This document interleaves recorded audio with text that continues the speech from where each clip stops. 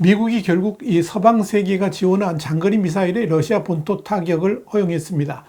물론 이번 조치가 우크라이나 전세를 뒤집기에는 충분치 않지만 북한군의 합류로 기세 등등해진 러시아군에게 심리적 타격을 가할 수 있는 소중한 기회가 될 것이라는 점에서 이 모스크바의 반발도 거셉니다. 특히 이번 미국이 허용한 장거리 미사일로 가장 먼저 쿠르스크에 주둔 중인 북한군 진영을 공격할 가능성이 높아지고 있어서 그 결과가 주목됩니다. 화이트함스가 이 문제를 짚어봤습니다. 지금 시작합니다.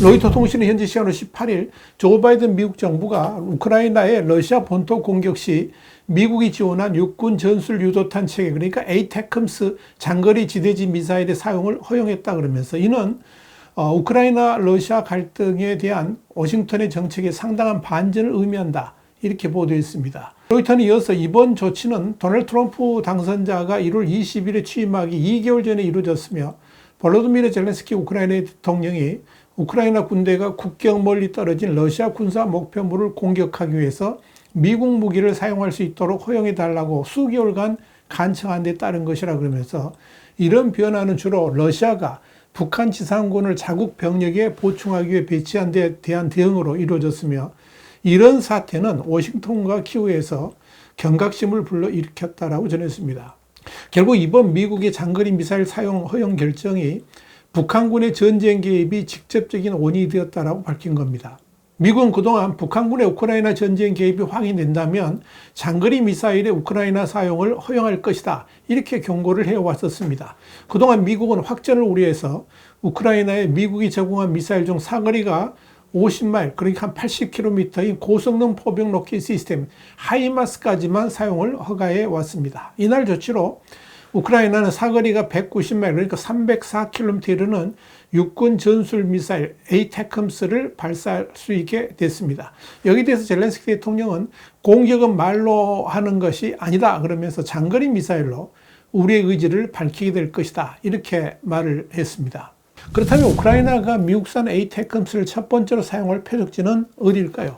여기에 대해서 뉴욕타임스는 미 당국자들 인용해서 미국의 장거리 미사일이 초기엔 러시아 서부 쿠르스크 지역에 있는 우크라이나 병력을 방어하기 위해서 러시아군과 북한군을 상대로 사용될 가능성이 크다 그러면서 이 같은 미국의 결정 자체가 북한이 러시아의 군대를 파병하고 대규모 북한군이 우크라이나를 상대로 한 전투에 참전한 가운데 이루어졌기 때문이다, 이렇게 밝혔습니다.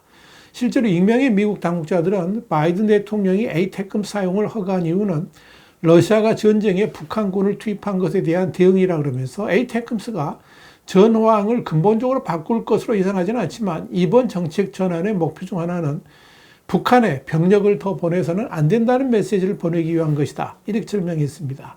젤렌스키 대통령도 최근 러시아의 쿠르스크에 주둔 중인 북한군의 소지지를 이미 파악하고 있다 그러면서 미국에서 장거리 미사일 사용이 허락된다면 제일 먼저 우리가 파악한 북한군 주둔지를 향하게 될 것, 이렇게 경고한 바 있습니다. 북한군의 주둔지는 미국 정부 당국도 이미 구체적으로 파악하고 있는 것으로 알려졌습니다. 그동안 미국 당국이 이 장거리 미사일의 우크라이나 전쟁 사용을 막아왔던 것은 자칫 블라디미르 푸틴 러시아 대통령을 자극해서 유럽 동맹국들을 상대로 무력 보복할 가능성 등 이 전쟁의 불똥이 어디로 튈지 모른다는 우려 때문이었습니다. 그럼에도 미국 정부가 에이테크럼스의 사용을 결국 허락한 것은 사거리가 긴 미사일 사용을 허가해서 얻는 장점이 확전의 위험보다 더 크다고 판단했다, 이렇게 당국자들은 설명합니다. 다시 말씀드려서 우크라이나가 지금까지 닿을 수 없었던 중요한 표적을 타개할 수 있게 되고 미국이 북한의 우크라이나 전쟁 개입에 따른 큰 대가를 치를 것이라는 메시지를 보낼 수 있다는 것입니다. 특히 바이든 대통령은 우크라이나가 장거리 미사일을 쓰지 않으면 러시아가 쿠르스크에 있는 우크라이나 병력을 제압할 수 있다는 점을 우려한 것으로 보입니다. 이미 러시아군이 지난 8월에 빼앗긴 이 쿠르스크 지역의 탈환을 위해서 5만여 명의 병력을 직결시켰고 한 차례 대규모 공세를 가해왔지만 오히려 2천여 명의 희생만 남기고 패퇴한 적이 있습니다. 그러나 지금도 호시탐탐 반격의 기회를 노리면서 쿠르스크 재탈환을 위해서 대규모 공세에 나설 채비를 하고 있습니다. 이런 상황에서 우크라이나군이 장거리 미사일로 쿠르스크 주둔의 러시아군과 북한군 연합에 대해서 효과적인 공세를 가할 수 있다면 쿠르스크 지역의 전세는 단숨에 제압될 수 있을 것이고, 이를 통해서 우크라이나 전쟁의 판세도 변화시킬 수 있을 것이라고 판단했다는 것입니다. 더더욱 트럼프 당선인이 취임 직후 우크라이나 전쟁 휴전을 추진하겠다는 의지를 밝힌 상태에서 우크라이나는 향후 러시아와 휴전 협상에서 러시아에 뺏긴 자국 영토와 우크라이나가 점령한 러시아 영토를 맞바꾸기를 희망합니다. 그렇기 때문에 이 우크라이나의 쿠르스크 점령은 아주 중요한 지렛대가 될 수 있을 것입니다. 그러나 러시아가 쿠르스크를 탈환하면 교환할 러시아 영토가 사라질 수 있습니다. 우크라이나가 이제 미국에서 지원받은 장거리 미사일로 러시아 본토를 타격할 수 있게 되면 향후 정전 협상에서 더 유리한 위치를 확보할 수 있게 될 것입니다. 그동안 러시아의 푸틴은 미국 등이 우크라이나의 장거리 무기 사용을 승인할 경우에 북대서양 조약기구, 그러니까 나토와 러시아의 직접적인 대결로 간주하겠다 그러면서 핵무기 사용 가능성을 시사한 바 있습니다. 이번에도 크렘린은 드미트리 페스코브 대변인은 18일 바이든 행정부가 우크라이나의 장거리 미사일 사용 제한을 해제함으로써 불에 기름을 붓고 있다 그러면서 미국이 갈등에 직접 개입하는 것을 의미한다라고 강조했습니다. 블라디미르 자바로프 러시아 상원의원도 에이테크스 소형과 관련해서 이것은 3차 세계대전의 시작을 향한 매우 큰 발걸음이라고 반발하면서 러시아가 즉각 대응할 것이다, 이렇게 덧붙였습니다. 이와 관련해서 BBC는 러시아는 이전에도 레드라인을 설정한 적이 있다 그러면서 우크라이나에 현대식 전차와 전투기를 제공하는 것을 포함해서 러시아는 그동안 다양한 레드라인을 내세워왔지만 그럼에도 불구하고 그 레드라인으로 인한 러시아와 나토 간의 직접적인 전쟁은 유발되지 않고 넘어갔다, 이렇게 지적했습니다.